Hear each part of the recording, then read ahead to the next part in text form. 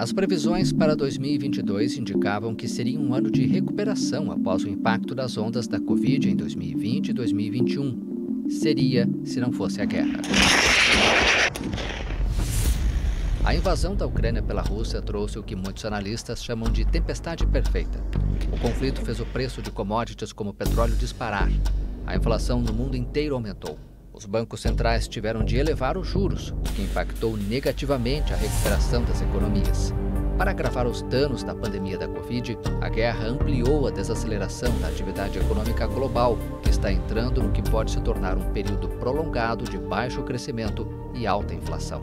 O preço do barril de petróleo atingiu quase $140 em março, beirando a máxima histórica.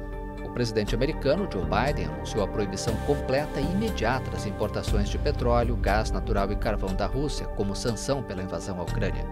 A moeda russa, o rublo, sofreu uma queda histórica assim que a Rússia iniciou sua ofensiva na Ucrânia. Dezenas de empresas gigantes deixaram a Rússia. O país do presidente Vladimir Putin teve de lidar com fortes sanções econômicas e financeiras, como ser banido do Sistema Internacional de Transações Bancárias, SWIFT. O governo em Moscou reagiu. Entre outras medidas, reduziu os fluxos nos gasodutos para a Europa. O preço da energia subiu com força na região. O resultado foi o aumento generalizado de preços ao consumidor.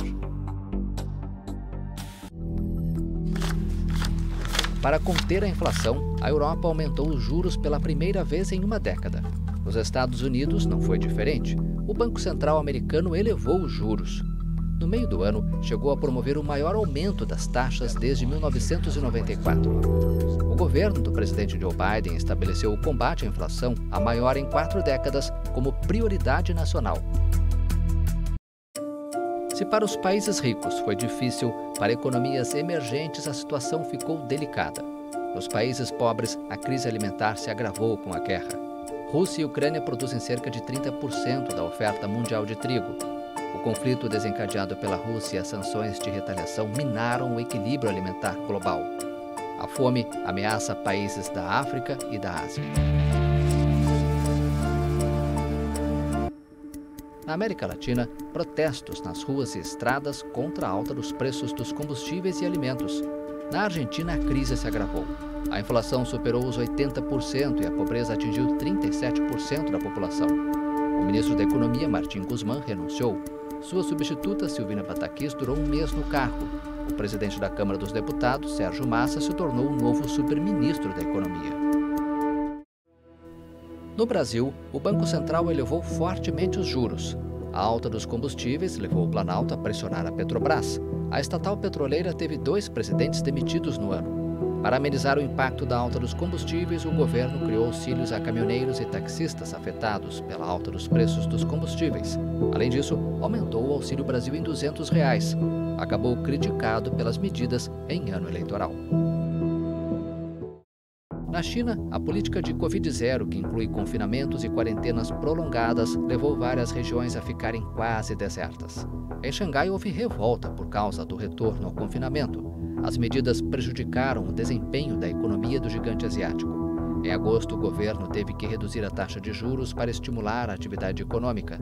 A desaceleração da segunda maior economia do mundo impactou países que vendem seus produtos aos chineses.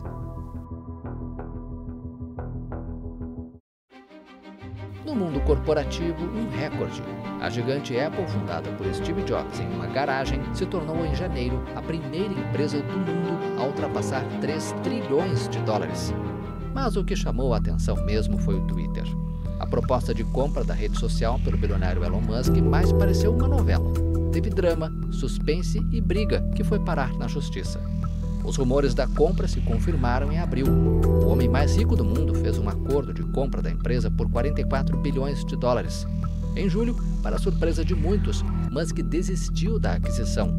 Depois, voltou atrás e no fim de outubro se tornou dono da plataforma.